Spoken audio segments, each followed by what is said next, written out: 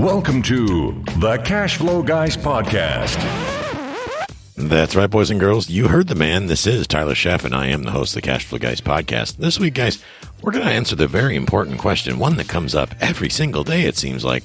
Are we still in a seller's market? What's going to happen with the quote-unquote market? When does we hit the bottom of the market? For that matter, when do we hit the top of the market? That's what I'm going to talk about today. And I get this question a lot. I see it on my social media. I see people posting it up on YouTube. I see it absolutely everywhere. And this week, by the way, guys, I don't have a video for you this week. I'm still trying to work out the workflow on that whole thing. And today I'm not in a place where you would want to see what's going on. I'm literally inside of a empty building that, up at my property. Nothing pretty to look at. Definitely not me pretty to look at. I've been up here in the woods for a month and I look a little rough around the edges. I am clean shaven though. I'll tell you that. I did take a good shave yesterday. So I do look like a respectable person, not like a homeless person. But anyway, let's get back to, is it a seller's market? Well, the real question is it really the right time for you to buy is really what you're asking. Because at the end of the day, it doesn't matter what a market quote unquote is doing. What matters is there motivation? Is there a reason to buy? Is it worth making a purchase at all? Right? The only way you're going to know that is to ask questions. For example, I have a 10-unit building that I've been dealing with for about the last week, right? As you guys know, I have the real estate investment fund. We're buying multifamily assets in Florida, and we're going to fix them up real pretty, reposition them, get new tenants in there, raise the cash flow. Cash flow raises the value, and then we're going to sell them, and we're going to do more. And that's what we're doing with the fund here in Florida. So I've spent the last several weeks pounding the pavement, pounding direct mail, pounding social media, walking, talking, meeting people, shaking hands, kissing babies, all that good stuff. Well, I trip over a 10-unit building that is mislisted. It's on the market, but the realtor has it in the wrong section, which means it's been on the market a while because nobody's looking there for it. I'm not going to tell you where it is, but let's just say it's a head shaker for sure. So long story short, I've been reaching out to the seller, or the listing agent rather. I call them, leave a message, wait a day or two, nothing. I send an email, no reply. I send a text, no reply. I literally wrote a handwritten note, mailed it to their office, no reply. Friended them on Facebook, sent them a message on Facebook, call me, would like to buy your building, nothing. So I do a little more research. I'm thinking, geez, so then I call the person's broker, which I don't like to do, guys. I really don't like to do that because I kind of feel some agents get butthurt about it and they feel like I'm tattling on them or something, even though it's really not the case. But it's like, hey, I want to respect your agreement with the seller or whoever you're working with, but I at the same time need to find out more information about this deal. Like I'm not just going to write an offer unless I have income. I'd like to see a little bit of pro forma or a rent roll or something. Kind of get an idea what your insurance costs, because guys, that's a wild card right now. Insurance costs are going through the ceiling, which, side note, when you're underwriting real estate these days, guys, don't guess at the insurance because you may be unpleasantly surprised. I have been sticker shocked recently with the cost of insurance and, of course, rising property taxes. The counties down here in Florida are raising taxes like nuts. Anyway, chasing after this listing agent, finally get them to respond to a text. They respond to me at 10 o'clock at night. I'm already in bed saying, I'll send you the stuff in the morning. Great. Week goes by, nothing. See, that's how patient I am. I gave them a whole week. Nothing comes over. And then I find out after doing some digging, I decided to start researching who the seller is. It's owned by an LLC. I traced down the LLC. How do you do that? You go to the state's Department of Corporations or Division of Corporations website. And that's what I did. And in the state of Florida, it's called sunbiz.org and, or sunbiz, I think it's, .org. But I went to Sunbiz, and when I got to Sunbiz, I searched the name, and lo and behold, the owner is also the listing agent. It'd be nice if they would have told me that in the MLS because you're supposed to, but it's a whole other story for a different day. So now I know I'm dealing direct with a seller. Well, that's 2 thumbs up, but I'm dealing with a seller that's a realtor. That's not necessary. That's kind of like a sideways thumb. So anyway, I wait a couple days. And again, the whole time, guys, I'm being polite.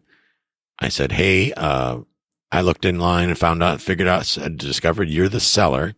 I'd really like to get an offer in front of you on this soon. If you're still interested in selling, let me know.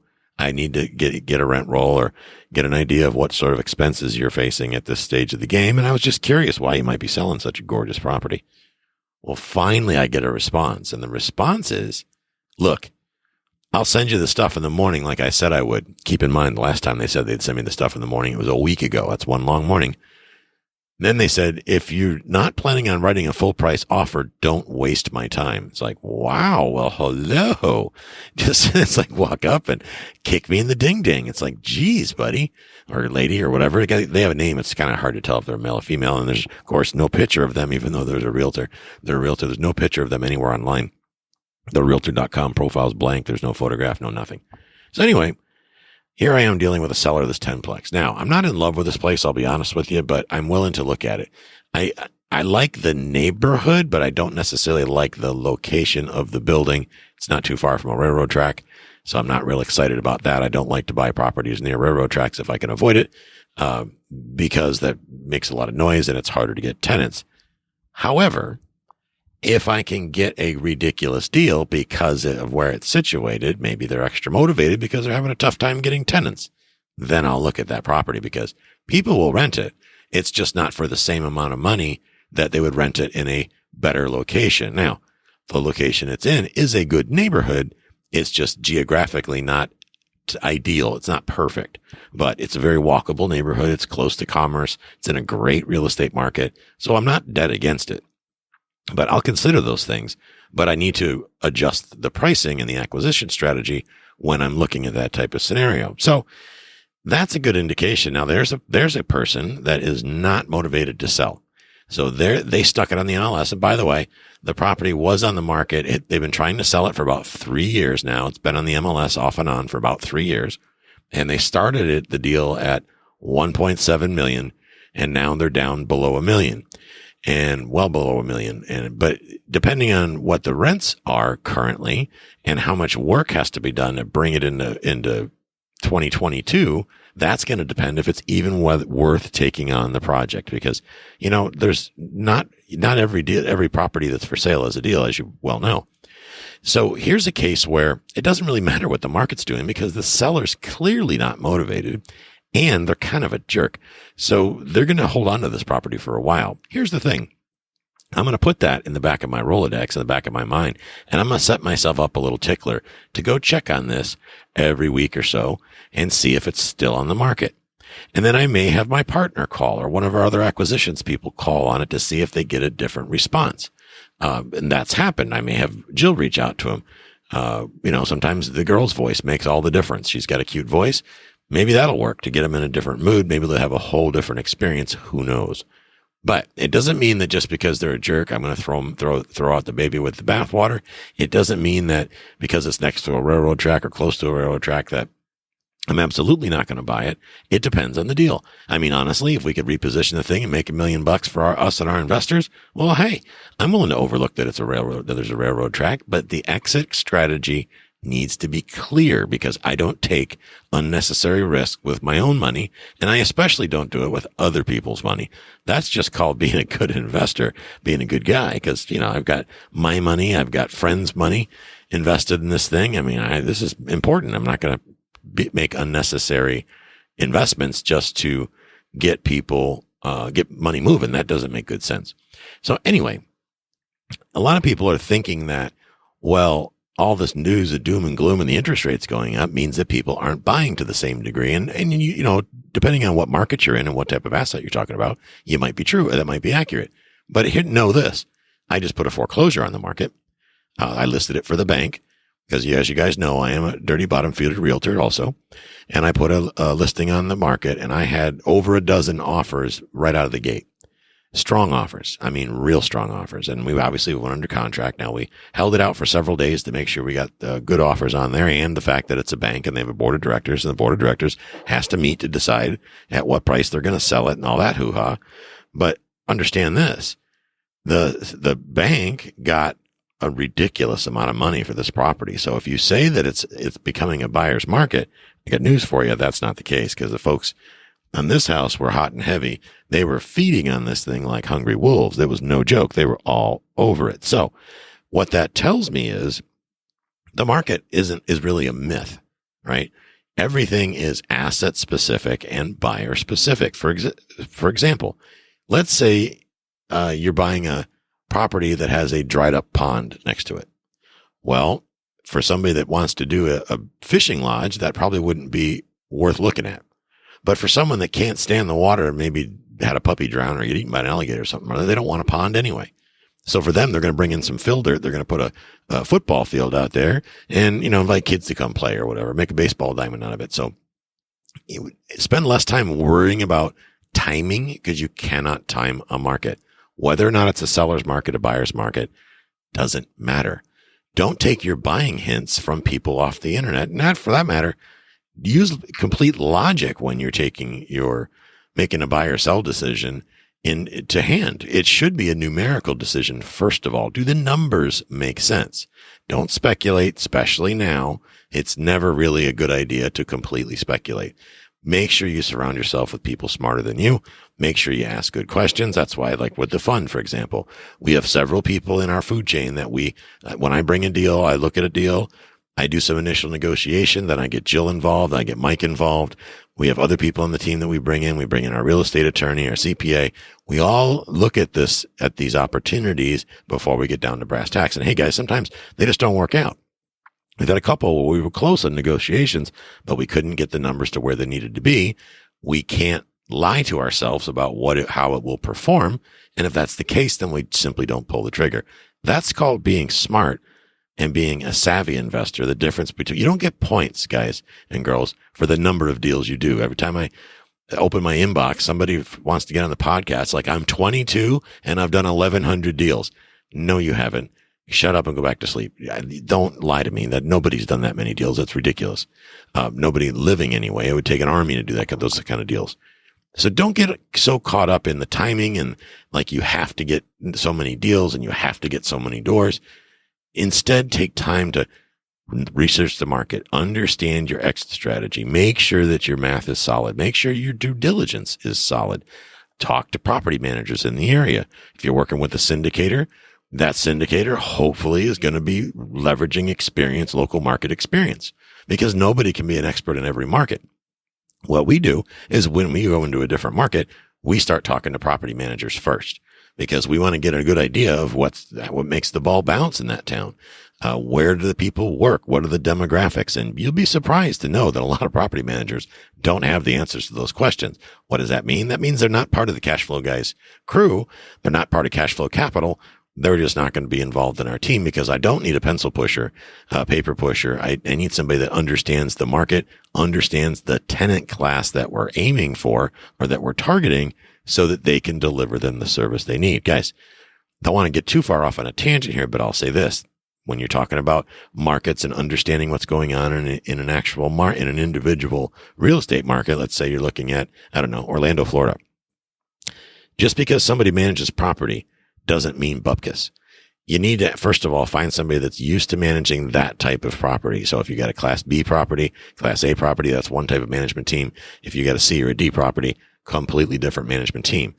Learning about whether or not something's a seller's market or buyer's market really doesn't matter, because you cannot make offers based on your perception of what other people will do. That will get you in trouble. So spend less time worrying about whether it's a seller's market or a buyer's market, or for that matter, even if you're not worried about it, you're just thinking about it. Think less about that and more about the mathematics and the strength of the deal. Where are the tenants coming from that are going to move in there? Does this price make sense? Can I make the profit I need to make to pay my investors and myself with this deal? Or am I doing the hope and pray method? I strongly encourage you not to do the hope and pray method. Now, some people are like, gee, Tyler, how come you haven't got a new deal to replace the last one yet? That's because I'm not a moron and I'm not in a hellfire rush. I'm not going to go out and just throw money out on the street and hope to God it works out on the other end. That's not how I do business.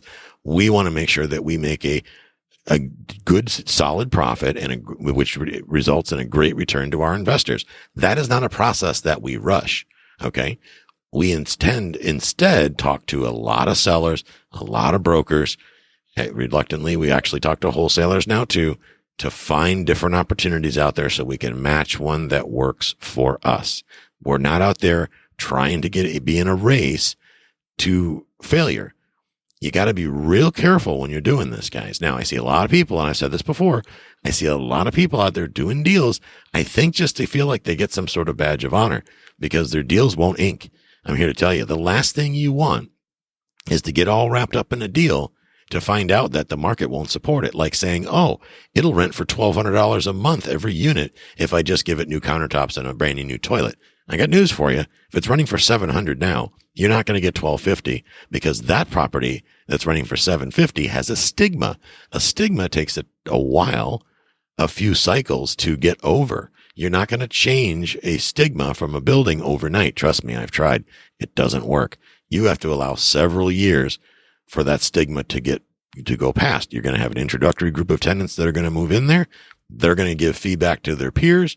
And over time, if you're a good management team, if you're a good operator, you're going to turn the building around. But that means you have to be smart about it.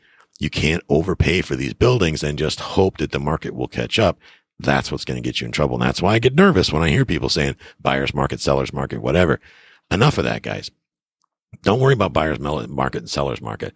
Also, don't worry about overpriced. Everybody says it's overpriced. Overpriced does not matter. Everything is overpriced all the time. Okay. But at the same time, you got to be smart with what you're doing. Now, just because if somebody wants $1 million for something that we know is worth 200,000, guess what? Nobody's talking to them. And if they aren't talking to them, they're morons. So the seller will get annoyed talking to a fellow moron. So good. Now that we know that and they actually meet you, the intelligent person that I can actually work a calculator, and you could sit down with them and go, I'd love to give you $1 million for this. Based on the numbers you gave me, I would lose $16,344 a month. How do I justify that to the appraiser? And then shut up. And they're going to be like, you could pay cash for it. Well, if I had $1 million, I mean, I certainly wouldn't. I'd be doing something else, wouldn't I? The bottom line is, you're not going to change someone's mind. They have to change their own mind. Say, look, I'd love to buy this, but I don't want to give you an offer. It's going to insult you. I don't want to insult your intelligence.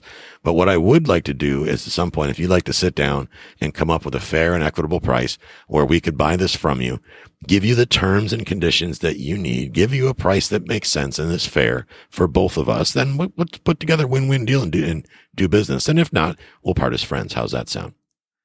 Now, you could get the seller like that knucklehead I was chasing down. It says, give me a full price offer. Forget it. Don't waste my time. You know, that guy or girl, you're probably not going to get very far sitting down at a table with them. But that said, people's motivation changes over time, which is why I keep them in my tickler file. I'm watching what's happening. I'm talking to other brokers in the area. Hey, have you heard about 123 Anywhere Street, that 10-plex? What's the deal with that? Oh, that's old Jimmy.